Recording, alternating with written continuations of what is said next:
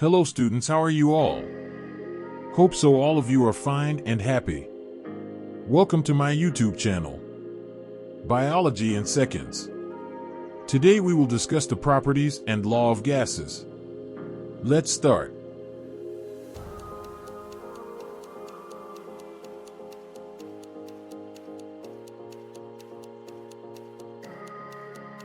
Beta, we are going to discuss the gases.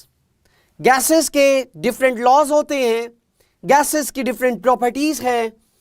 तो बेटा जितनी भी state of matter होती हैं, gases, solids and liquids, these are the parts of our MDCAT content. तो MDCAT content में से सबसे पहले we are going to discuss the gases. तो gases की इस वीडियो में we will discuss the properties of the gases, we will discuss the Boyle's law and Charles law, और इनकी जो मैथमेटिकल कैलकुलेशंस होंगी वो इसी वीडियो के नेक्स्ट पार्ट में हम डिस्कस करेंगे. Alright, let's move on the properties. बेटा एज वी डिस्कस के we have to discuss the states of matter, solid, liquid and gases. There is another state that is called as plasma, the fourth state of matter, जो कि सबसे ज्यादा complex state होती है और जो सबसे ज्यादा सिंपलेस्ट फॉर्म होती है किसी भी मैटर की, that is called a gas. Simplest form of matter है ये गैस. गैस की प्रॉपर्टीज को हम डिस्कस करें. It is a simplest form of a matter. Matter क्या होता है? Anything that has some mass and occupies space. It means वो तमाम सब्सटेंसेस जिनका कोई मास होता है, जिनका कोई वॉल्यूम होता है, वो कहलाता है matter. It means you are matter, this pen is matter, this screen is matter, everything around us, the gases, everything around us is considered as matter. तो बेटा simplest form क्या होती है? Gas is the simplest form of the matter. It is not arranged. Gas के particles, as you can see in the picture, these particles are not arranged. They are moving randomly. It means कि अगर ये particles arrange नहीं है according to this picture, as you can see over here, अगर particles arrange नहीं है तो it means कि इनको ब्रेक करना आसान है. They can easily broken down. ठीक है, इनकी बॉन्डिंग को ब्रेक करना आसान है, यानी कि they have low melting and boiling point. तो बॉइलिंग पॉइंट और मेल्टिंग पॉइंट का कॉन्सेप्ट हम रिलेट करवाएंगे इनकी अरेंजमेंट के साथ. जितनी ज्यादा अरेंज होती हैं चीजें, जितने ज्यादा मैटर अरेंज होएगी, it is difficult to break them. ठीक है, तो गैसेस आर नॉट अरेंज्ड, तो इनका बॉइलिंग पॉइंट लो होना चाहिए. Low boiling point. अगर सॉलिड्स के पार्टिकल्स की बात करें, दे आर वेल अरेंज्ड. तो वेल अरेंज्ड है इसलिए उनका बॉइलिंग पॉइंट भी ज्यादा होता है. तो नॉट अरेंज्ड है पार्टिकल्स, इसमें क्या नजर आ रहे हैं? दे आर टाइटली पैक्ड और they are far apart. Yes, they are far apart from each other.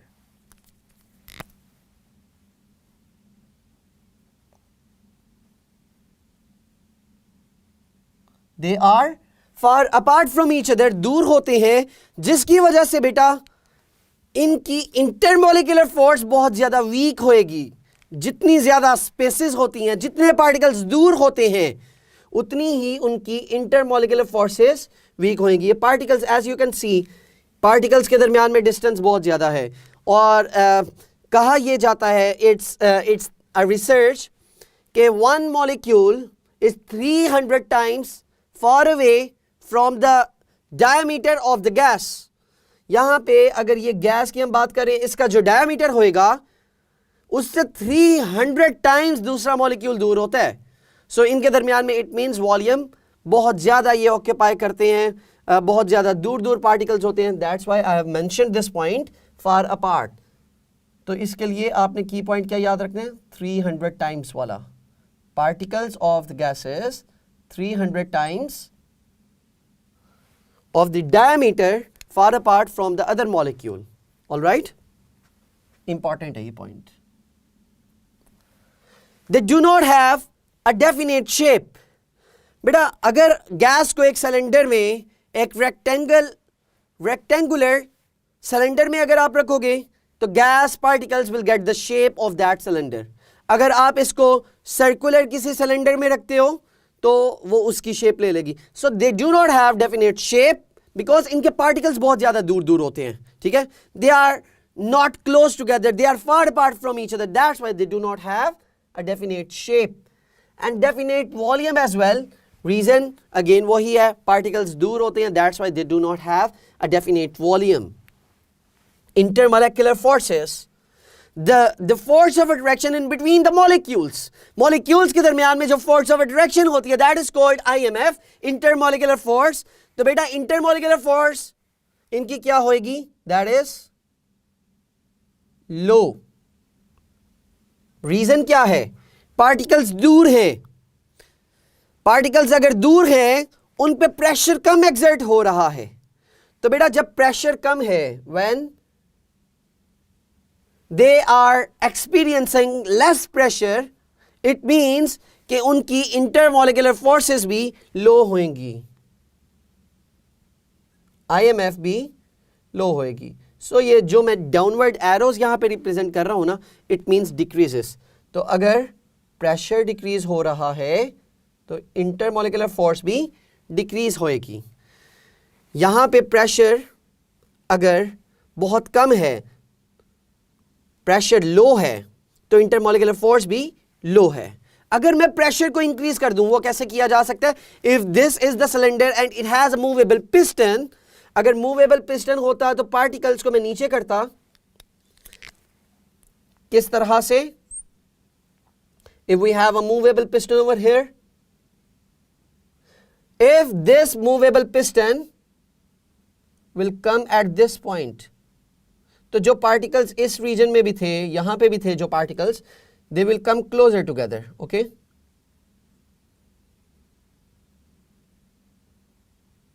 तो पार्टिकल्स नजदीक आ गए. इट मींस कि प्रेशर आपने इंक्रीज कर दिया है. बेटा जब आपने मूवेबल पिस्टन को मूव करवाया, प्रेशर इसका इंक्रीज कर दिया है, तो इंटरमॉलिक्यूलर फोर्स भी इनकी इंक्रीज हो जाएगी. ऑल राइट, सो यानी कि दे हैव रिलेशनशिप. गैसेस का प्रेशर इंक्रीज करने से इंटरमोलेक्युलर फोर्सेस भी इंक्रीज कर रही हैं. अगर इंटरमोलेक्युलर फोर्सेस इंक्रीज करेंगी तो बॉइलिंग पॉइंट भी इंक्रीज करेगा. Because we discuss the relationship of the pressure over here, कि इनका बॉइलिंग पॉइंट भी लो है, इनकी इंटरमोलेक्युलर फोर्सेस भी लो है, because they are experiencing less pressure, क्योंकि पार्टिकल्स इनके फार अपार्ट हैं. जब प्रेशर मैंने इंक्रीज किया, इनकी इंटरमोलेक्युलर फोर्सेस भी बढ़ जाएंगी और बॉइलिंग पॉइंट भी इंक्रीज कर जाएगा. All right, so this is the relationship in between these terms. Now we have kinetic energy. Particles always they are in the random motion. जो गैस के particles होते हैं, they have high kinetic energy. इनकी kinetic energy क्या होती है, high. They have high kinetic energy. बेटा kinetic energy ज्यादा है, they have random motion as well. ये पॉइंट भी याद रखना है, इनकी मोशन क्या होती है, रैंडम मोशन, जस्ट लाइक तितली की उड़ान, रैंडम मोशन. ऑलराइट बेटा, is there any relationship in between the kinetic energy and temperature? हम यहां पे अभी डिस्कस करेंगे. ठीक है, टेम्परेचर को अगर बढ़ाते हो, पार्टिकल ज्यादा तेजी से मूव करेंगे. अगर एक गैसेस के particles will occupy more volume, अभी वो चार्ल्स लॉ में हमने डिस्कस करना है. तो यहां पे just I am discussing the relationship in between the kinetic energy and the temperature. When the temperature increases, kinetic energy of the particle increases. This is another relationship.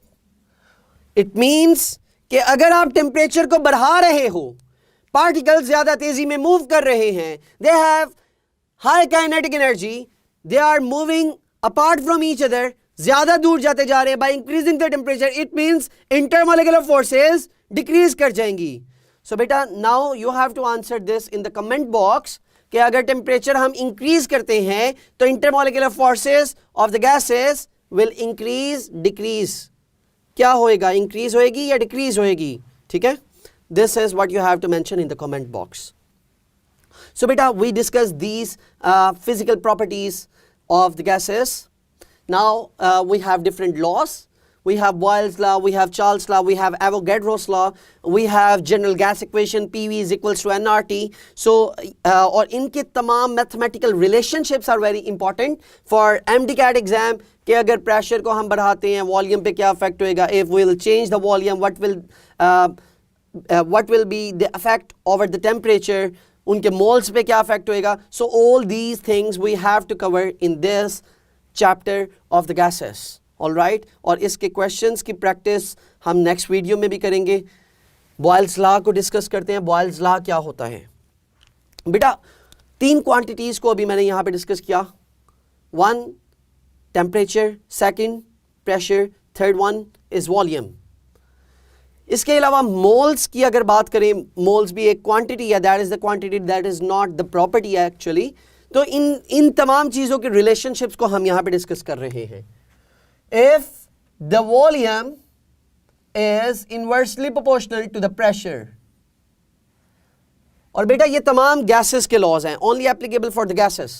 Boyle's law is saying कि if we'll increase the pressure तो volume उसका decrease हो जाएगा. अगर volume increase करते हैं तो pressure decrease हो जाएगा. For example, यहां पे अभी हमने movable piston को डिस्कस किया था. पहले वॉल्यूम क्या था? It is occupying more volume. Volume अगर ज्यादा था तो यहां पे प्रेशर कम था. लो प्रेशर हमने डिस्कस किया.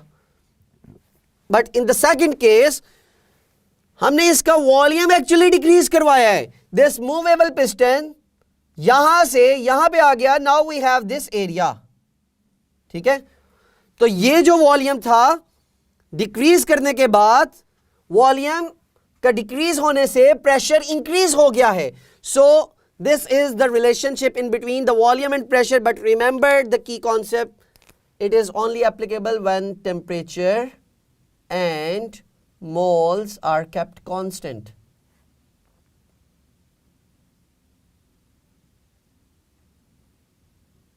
Kept constant. तो बेटा यहां से ही हम एक एक्सप्रेशन ड्राइव कर सकते हैं. V is inversely proportional to अगर P है तो can I say this? Volume is equals to K over P, because we can relate this proportionality sign with the equality sign by putting the constant with this expression. तो PV is equals to K आ गया. It means the product of the pressure and the volume always remains constant. If we have two different gases, एक gas का pressure और volume का जो product होएगा, multiplication जो होएगी, वही किसी दूसरी गैस के लिए भी होएगी. तो P1, V1 is for the first gas. It must be equivalent to P2, V2. So बेटा this is the important relationship जो आपको MCQs में डिस्कस करना होएगा. P1, V1 is equals to P2, V2. So important expression है, please remember this expression. Graphical explanation किस तरह से, as you can see the isotherms over here.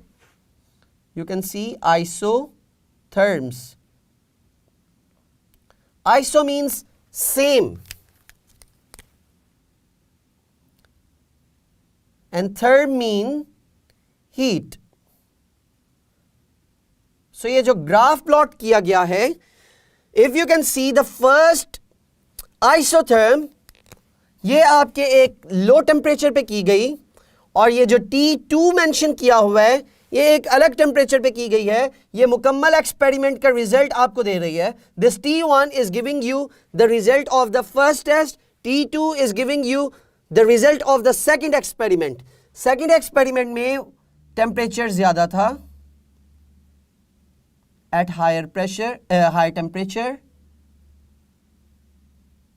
And this T1 जो था that is low temperature.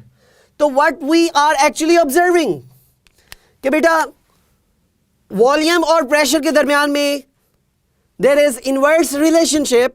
Inverse relationship पे you are getting this isotherm because the temperature is kept constant. और ये आपके पास जो आइसोथर्म आया है, अगर टेम्परेचर T2 है that is greater than T1, तो यू हैव ऑब्जर्व्ड कि this isotherm is away from the both axis. T1 नजदीक है बेटा इस एक्सिस से भी और इस एक्सिस से भी. X axis पे we have pressure, on the Y axis we have volume. Volume के भी नजदीक है ये कर्व और प्रेशर के भी ये नजदीक है curve. But when we increase the temperature T2 तक जब गए तो X axis की लाइन से भी अवे कर गई ये कर्व, Y axis से भी अवे कर गई. तो awaying from the both axes when the temperature increases. ये पॉइंट आपने याद रखना है, इंपॉर्टेंट पॉइंट टेस्ट किया जा सकता है MDCAT में. ठीक है, लेट्स डिस्कस अनदर रिलेशनशिप कि अगर मैं यहां पे ले लूं PV is equals to K on the Y axis, PV is equals to K on the Y axis, और अगर हम प्रेशर को ले लें ऑन द X एक्सेस. बेटा जो कांस्टेंट है, अगर मैं प्रेशर को इंक्रीज करता जा रहा हूं, for example initially we have this pressure 0 है और आपके पास एक सिग्निफिकेंट अमाउंट है, या तो यहां पे आपने कह लिया लेट्स सपोज यू हैव 1. आपने प्रेशर इंक्रीज किया 1 से 2 पे, 2 से 3 पे, 4 5 6 7 8 9 10 ATM पे ले लें प्रेशर को, तो जो इसका यूनिट होएगा it would remain same. जो इसका प्रोडक्ट होएगा, not the unit, PV would remain same. It is giving you a straight line. क्योंकि अगर मैं प्रेशर बढ़ाता जाऊंगा तो वॉल्यूम ने तो उसी तरह से डिक्रीज करना है, because they have inverse relationship. If the pressure is doubled, the volume is going to be half. ठीक है, अगर प्रेशर मैं इंक्रीज कर रहा हूं 3 times तो वॉल्यूम विल डिक्रीज 3 times.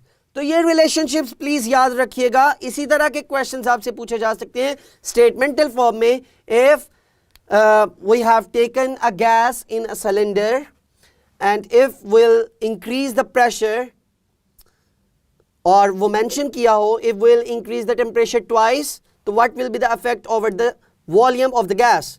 तो बेटा अगर प्रेशर इंक्रीज किया है तो वॉल्यूम डिक्रीज होएगा. अगर डबल इंक्रीज हुआ प्रेशर तो वॉल्यूम डबल कम हो जाएगा, इट मींस हाफ हो जाएगा. So you are getting the straight line. तो मैंने डॉट्स के साथ रिप्रेजेंट किया, you can merge these dots and you will get the straight line. Alright, so this is the relationship in between these two factors. यानी कि pressure बढ़ाने से PV पे कोई फर्क नहीं पड़ेगा, PV would remains constant. This is what we discussed here. P1 V1 equals to P2 V2. So this is what we have for the Boyle's law. Charles law किसको एक्सप्लेन करता है? बेटा Charles law is about the relationship in between the volume and the temperature. Volume अगर increase करते हैं किसी भी gas का, टेम्परेचर भी उसका इंक्रीज हो जाएगा. Volume is directly proportional to the temperature. If we will increase the temperature, volume भी इंक्रीज होएगा. If we will increase the volume, temperature increase होएगा. इसमें actually concept behind the scene क्या है? बेटा अगर पार्टिकल्स का वॉल्यूम इंक्रीज करते जा रहे हैं तो उनका टेम्परेचर भी इंक्रीज होता जा रहा है. अगर इसी को मैं मैथमेटिकली लिखना चाहूं, V is equals to KT लिख सकते हैं. तो बेटा if we have 2 gases, V1 over T1 equals to V2 over T2 आ जाएगा. So this is the expression which you have to remember. और यहां पे याद रखें बेटा, जो भी टेम्परेचर होएगा, the volume of a given gas is directly proportional to the temperature, but the temperature always be in the kelvin state. किस टेम्परेचर में होना चाहिए? केल्विन स्टेट में होना चाहिए टेम्परेचर को. बिकॉज टेम्परेचर बेटा सेल्सियस में भी होता है, फ़ारेनहाइट में भी होता है और केल्विन स्केल में भी होता है. So we have to use the kelvin scale in our calculations whenever we'll do mathematical expressions, calculations. temperature को कभी भी use करना है तो आपने Kelvin state में convert करना है, then you will solve the question. okay, यहाँ पे अगर इसको हम graphically observe करें, there is a relationship in between the volume and the temperature. They have direct relationship, that's why we are getting the straight line. pressure constant रखना पड़ता है, moles को constant रखना पड़ता है. moles and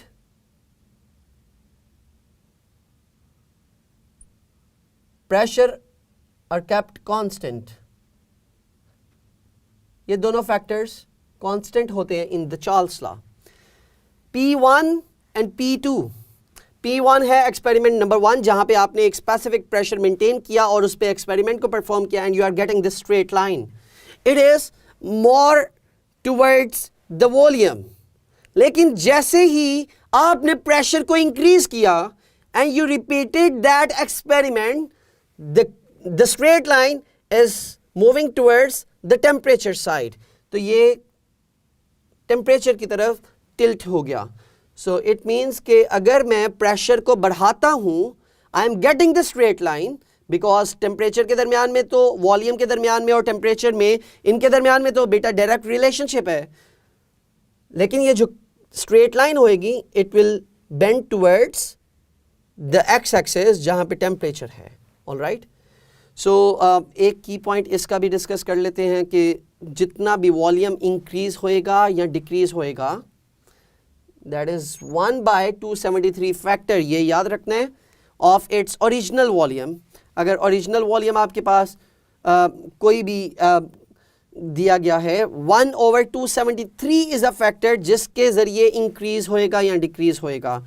अगर 0 degree Celsius से 1 degree Celsius पे जाते हैं, यानी कि 1 degree Celsius will give you the change in the volume as related to 1/273 factor. ठीक है. तो this is the Charles law. Now moving towards the mathematical expressions और उसके questions after discussing the PV is equals to nRT general gas equation and Avogadro's law. The Avogadro's law, ideal gas equation और इससे जितने भी relationship drive किए जा सकते हैं और इनके जो units होते हैं, these things we are going to discuss in this video.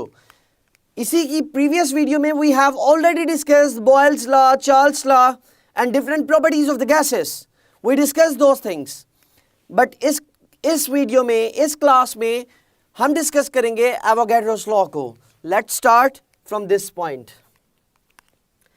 बेटा Avogadro's law जिस तरह बॉयल्स लॉ में, चार्ल्स लॉ में हमने डिस्कस किया कि वॉल्यूम का रिलेशनशिप हम डिस्कस कर रहे थे प्रेशर के साथ, तो that was Boyle's law, inversely proportional था. In the Charles law we discuss कि volume is directly proportional to the temperature. Avogadro's law में we have to discuss the relationship of volume with the number of moles, जिसको मैं n से represent कर रहा हूं. सो बेटा this is the relationship in between the volume and the number of moles. This n is representing the number of moles. तो यहाँ पे दो चीजें constant होंगी. The one is temperature and the second one is pressure. ये दोनों factors हैं which we have to keep constant when we are discussing the Avogadro's law.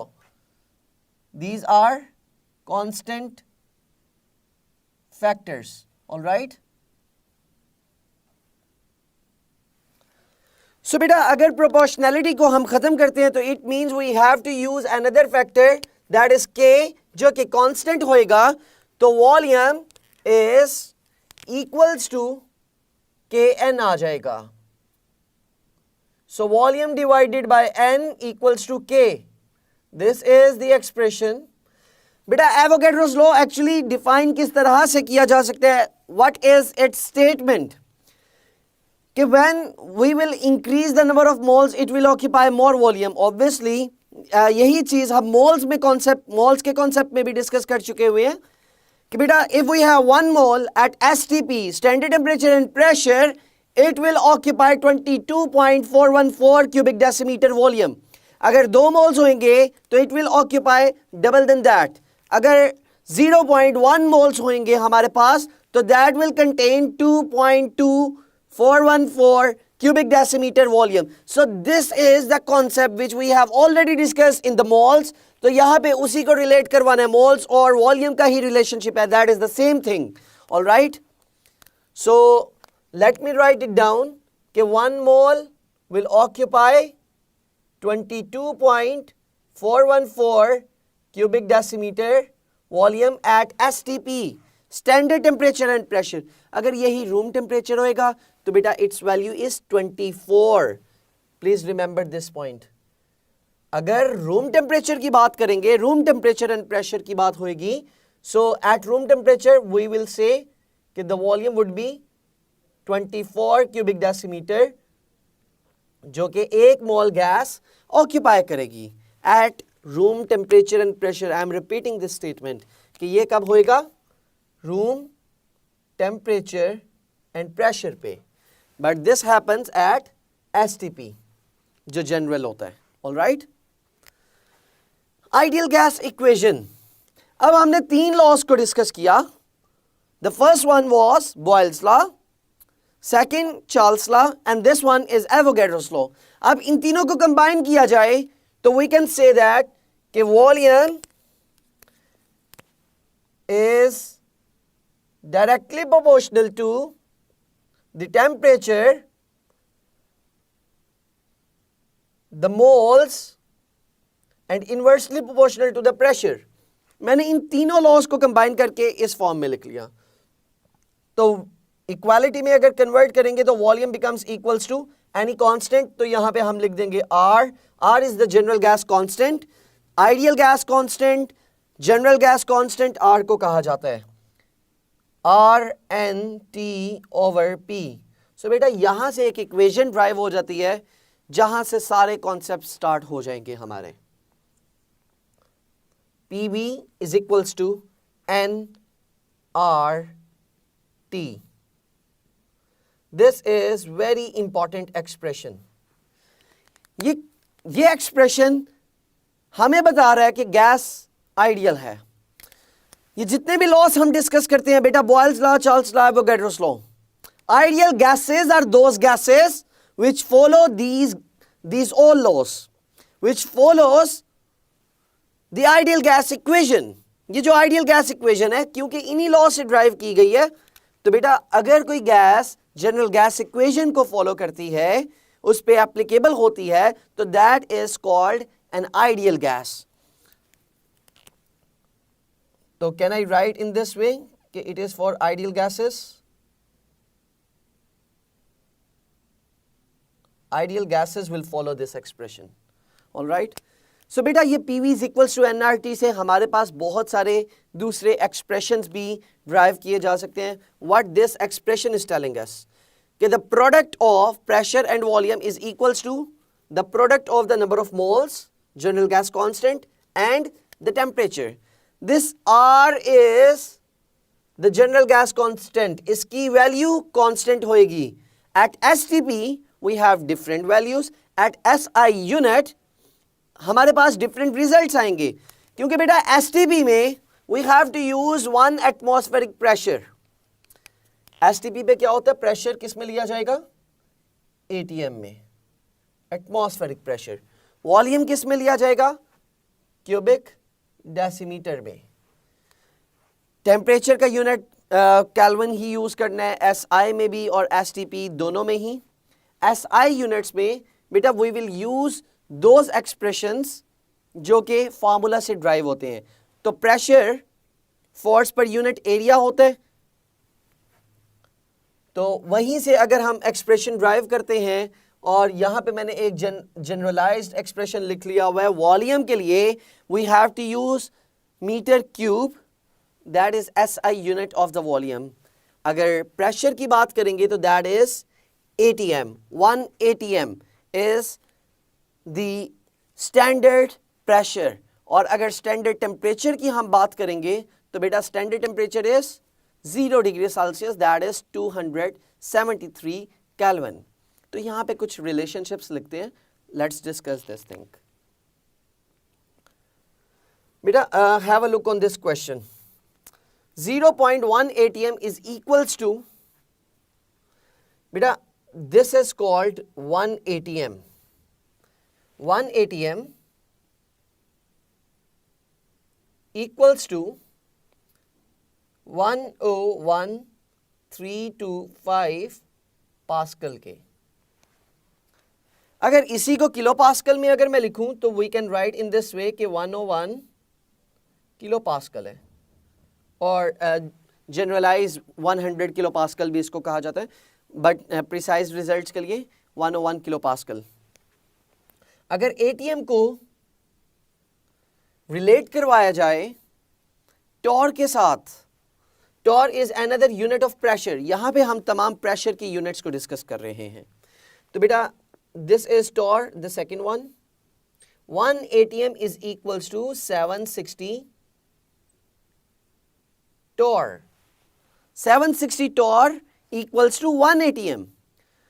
तो बेटा यहां पे लिखा हुआ है 7600 torr. It means ये 10 atm की बात की जा रही है. So we cannot select this option.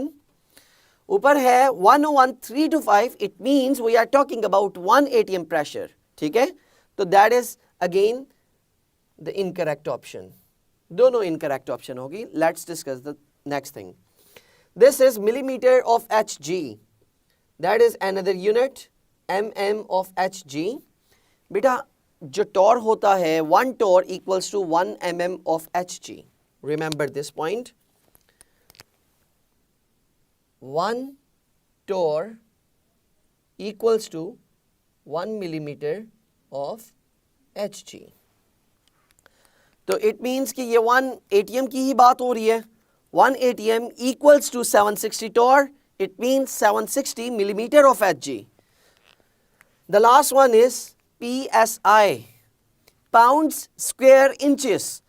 बेटा ये unit PSI, pound square inches, जो 1 atm होता है that is equivalent to 14.7 pounds square inches per square inches. ठीक है, तो अगर हम 0.1 atm ले रहे हैं so इसका भी पॉइंट पीछे चला जाएगा, तो that is 1.47. so we can say कि this option is correct. so D is the correct answer. तो बेटा इस तरह से we have discussed different units of pressure. यहाँ पे भी बेटा हमने वही यूज किए. You can see over here कि this is ATM. हमने 1 ATM यूज किया, then I converted that value into the torr. 760 torr के इक्वल होता है 1 ATM. so R की वैल्यू STP पे होती है 0.0821. so we have to multiply this value with the 760 torr. तो बेटा यही mm of Hg का भी यूनिट आ जाएगा. इनको मल्टीप्लाई करें तो we can get this value 62.4 cubic decimeter mm of Hg per Kelvin per mole. You can write this value in this way also.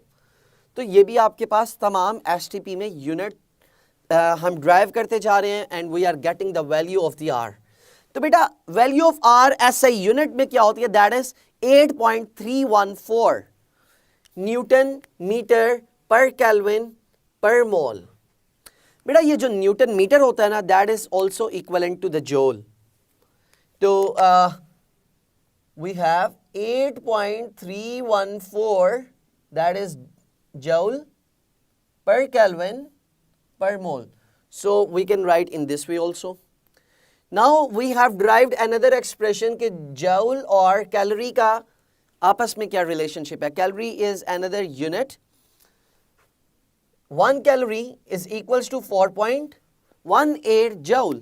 तो क्वेश्चन पूछा जा सकता है 1 joule कितने कैलोरीज के इक्वल होता है, तो that is approximately equal to 0.239. अगर 1 joule का पूछा जाएगा तो that is equivalent to 1 joule equals to 0.239 calories approximately. Okay, I have derived this value from this expression. Okay, so बेटा ये values कुछ है which you have to remember. ठीक है, you are not given with these values in the exam, तो आपको ये values कम से कम याद रखनी होंगी. और इसी से relate करवाते हुए हम यहाँ पे values से different questions drive कर सकते हैं, different expressions यहाँ पे drive कर सकते हैं. तो PV is equals to nRT जो है हमारे पास, n की जगह पे अगर मैं mass over mr लिख लूँ, that is the formula of mole, mass over molar mass into RT. तो बेटा ये moles की जगह पे अगर ये लिख लेता हूँ, वॉल्यूम से अगर इसको क्रॉस एक्सचेंज करवा दूँ तो we can get the other expression PM mr relative molecular mass, m/v and RT. Beta, this is called density. Mass per unit volume is called density. तो बेटा ये density किसके इक्वल हो जाएगी? PM/RT equals to density. बेटा this is the important expression जो कि आपने यहाँ पे क्वेश्चन नंबर 4 में यूज करना है. तो let's solve this question now. Calculate the density of chlorine at STP, standard temperature and pressure पे हमें कैलकुलेट करना है डेंसिटी को. बेटा सबसे पहले हम ऑप्शन 1 को देखते हैं. 1 atm स्टैंडर्ड प्रेशर है. एक्सप्रेशन कौन सा यूज होएगा? PM/RT का. ठीक है. This is the pressure. Pressure 1 atm. Yes. Chlorine का MR कितना होता है? 71. तो बेटा अगर ATM मैंने यहां पे यूनिट यूज किया है ATM, तो देयर मस्ट बी 0.0821 ये आना चाहिए था. This value we have to write down over here. अगर ATM में वैल्यू यूज कर रहा हूं तो R की भी वैल्यू 0.08 यूज करनी है. ठीक है. So that's why we can not select this option. Option A is incorrect. Option B में देखें 760, इट कुड बी MM/Hg या टॉर में भी हो सकती है वैल्यू. It's correct. तो 71 that is the MR. It's correct. 0.0821. बेटा अगर 760 टॉर को यूज किया जा रहा है या MM/Hg को यूज किया जा रहा है, in that case I have to use this value 62.4, not the 0.0821. इसको यूज नहीं कर सकता जब मैं टॉर को यूज करूंगा या MM/Hg यूनिट को यूज करूंगा. So again this value of R is not suitable in this expression. तो स्टैंडर्ड टेम्परेचर की बात करें तो 0 डिग्री सेल्सियस 273 केल्विन के ही इक्वल होता है. 0 डिग्री सेल्सियस 273 केल्विन, क्योंकि जब भी आपको कोई भी टेम्परेचर गिवन होएगा उसमें 273 को आप ऐड कर दोगे तो it will give you the value in the kelvin state. 0 degree Celsius equals to 0 + 273. ठीक है. अगर 25 होएगा तो we have to add 273 in 25. तो आंसर आ जाएगा 298 केल्विन. वो रूम टेम्परेचर की बात होएगी. Alright, let's have a look on the option number 3. सी को देखते हैं. 1 वैल्यू यहां पे यूज की हुई है. It means this is atmospheric pressure and this is 35.5. बेटा यहां पे भी इशू है, तो ये ऑप्शन मैं सेलेक्ट नहीं कर सकता बिकॉज वी हैव Cl2. तो एक्चुअल आंसर इसका क्या होएगा? What could be it's answer? That is in the next option जो कि डी है. यहां पे मैंने मेंशन नहीं की. सो इसका एक्सप्रेशन आपने खुद ड्राइव करना है और नीचे कमेंट बॉक्स में मेंशन करना है. Use these all relations, use the values of R और चेक करना है कि प्रेशर का यूनिट कौन सा यूज कर रहे हो, वही वैल्यू आपने R की यूज करनी है. ठीक है. So you have to mention the correct answer जो यहाँ पे सूटेबल यूज कर सकते हो. ठीक है. अगर मैं यही 760 को यूज करूं तो बेटा देयर मस्ट बी 26.4. तो 760 multiply by 71 divided by 62.4 into 273. That could be the answer. All right. Okay. So C भी incorrect option हो गई आपके पास और आंसर हमने डिस्कस कर लिया. Now have a look on this MCQ. When a sample of a gas is compressed at constant temperature है the first thing, from 15 atm to 60 atm, it means that you have increased the pressure 4 times. pressure को मैंने increase किया है. 15 30 पे गया, 45, then it comes over the 60. तो it means 4 times pressure increase हुआ है. Volume changes from 76 to 20. बेटा 76 to 20 यहाँ पे वॉल्यूम और प्रेशर का रिलेशनशिप है. And we know that volume is inversely proportional to the pressure. That is Boyle's law. जितना वॉल्यूम इंक्रीज करेगा उतना प्रेशर डिक्रीज करेगा, और जितना प्रेशर इंक्रीज करेगा उतना ही वॉल्यूम डिक्रीज होना चाहिए. So if the pressure is increasing 4 times, तो volume should decrease 4 times. Alright, so it means कि ये जो गैस है, जो सैंपल आपको दिया हुआ है, that is not following the Boyle's law. तो it behaves ideally? No. It behaves non-ideally? Yes. क्योंकि वही एक्सप्रेशन जो आपके पास यहाँ पे स्क्रीन पे लिखा है, volume is inversely proportional to pressure, this gas is not following this Boyle's law, so we can not say कि it's an ideal gas because it is not following the law of the gas. ठीक है, so it is non ideal gas. Gas has absorbed, so there is no link with the absorption of the gas for this MCQ. Okay जी, next question को देखते हैं. When a gas contracts from 4 to 2 cubic decimeter, it means अब volume मैंने change किया है. The pressure increases, again you have to use the same thing.